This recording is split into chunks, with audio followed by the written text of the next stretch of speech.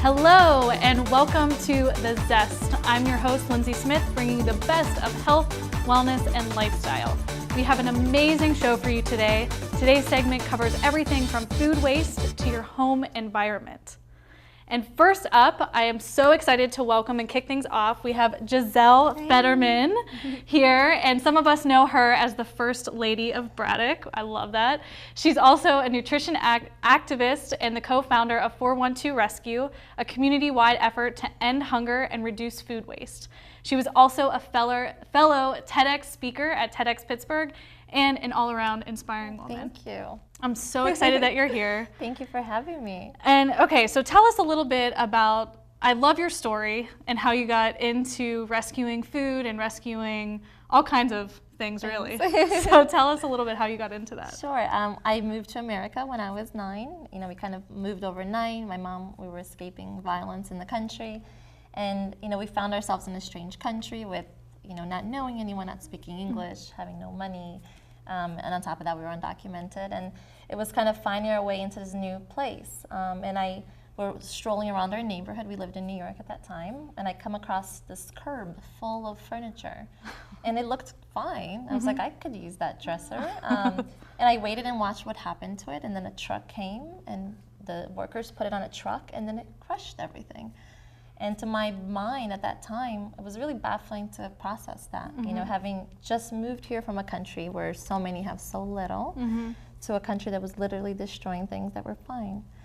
So our first apartment, we furnished it entirely with these items we found on the curb. And it was a really special moment, you know, it was like we found like the secret thing, and we would share. Bulk garbage day. Bulk garbage day, amazing. But it set this responsibility for me at an early age to find new homes for things. You know, I felt cruel and wrong to watch these perfectly good things be wasted when someone could have used it. In that case, my family. It was really important to our family at that time. So I just became kind of like the rescuer of all things. So that's the foundation. Yeah, and then you started the Free Store. I started the Free Store almost 4 years ago. I wanted to create a space that was sustainable, so we operate out of a shipping container. Which is awesome. Thank you. And we serve everyone. It's no questions asked. You don't have to fill out forms. You're not poor shamed. You know, you arrive and you're greeted with a hug and with love. And we have any number of things we've rescued that are available to you, to anyone at no cost. And I love your rules. We have 3 rules. Okay, what are the We're very rules? strict. It's be kind, take only what you need and pay it forward. That's awesome.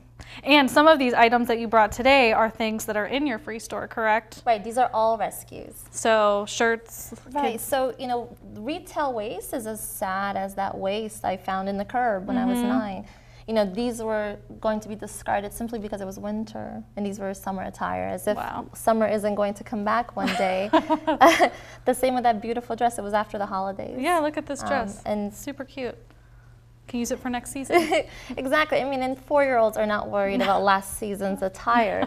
But that is what happens in many of these retailers. You know, last season's clothes are just being discarded. And so you've worked out.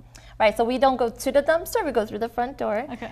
We've established these partnerships where we say, hey, don't take them to the dumpster, we'll take them from you, we'll redistribute them. At the Free Store, we currently serve over 1,600 folks a month. Wow. Entirely with goods that would have otherwise been discarded. Wow. And you have other things too, I see. I know these little coin purses are really cute, but then these. Right, so it could be any number of things. It could be that an employee... iPod touches.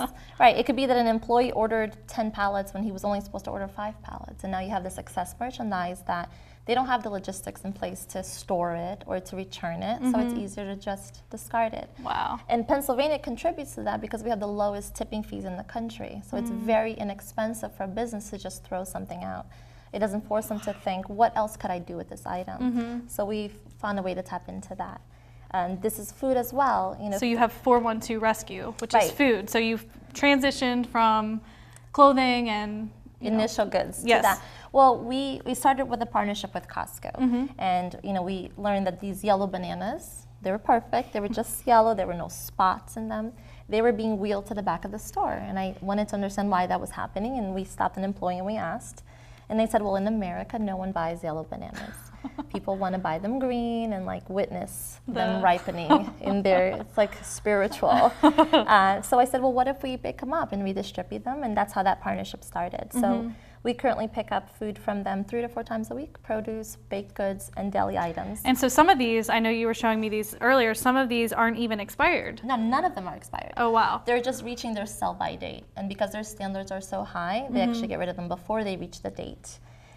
So with this food in Costco at the free store, we were able to essentially eradicate food insecurity in Braddock. Wow. But we said, well, what if we Amazing. partner with more stores and we do this for the whole county? And that's how 412 Food Rescue was born. And how much food have you rescued? So Leia and so I far? founded it a little over a year ago, Leia Lizarrando, and we have reached over 500,000 pounds of food rescued in the first year. That's a lot of food. And that's just a lot of food. That's one community.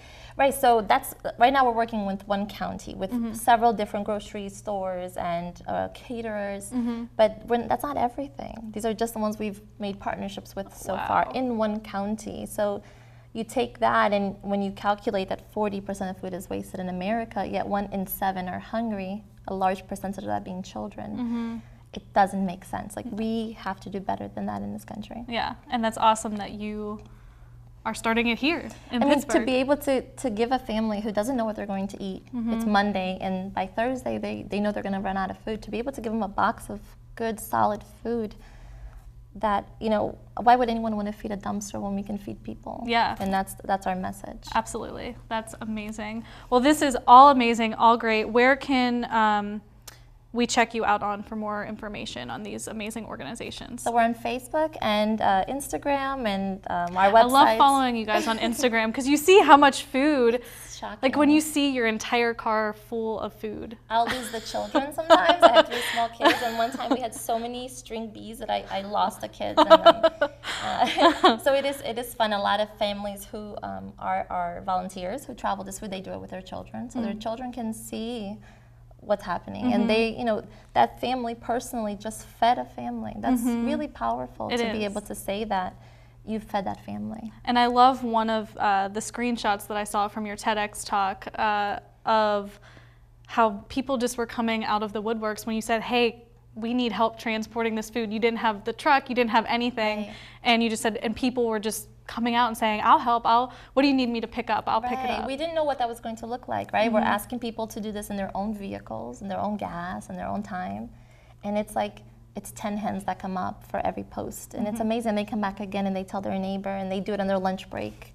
We have attorneys that do it when they're getting out of work. Students do it on their bikes. It's amazing. It showed that food, this affects all of us, right? I mean, we all care about that, and we want to be able to talk about food insecurity, what it looks like. It looks like you, it looks like me. And the more we talk about it, it's the closest we'll get to finding answers to solve that problem. Absolutely. Well, thank you so much for sharing with us today. This is amazing. Check more from Gisele out on Twitter. Definitely follow her on Instagram too, at Gisele Fetterman. And next up on the Zest, we have the CEO of Better Air joining us to talk about the air quality in our home. So stay tuned.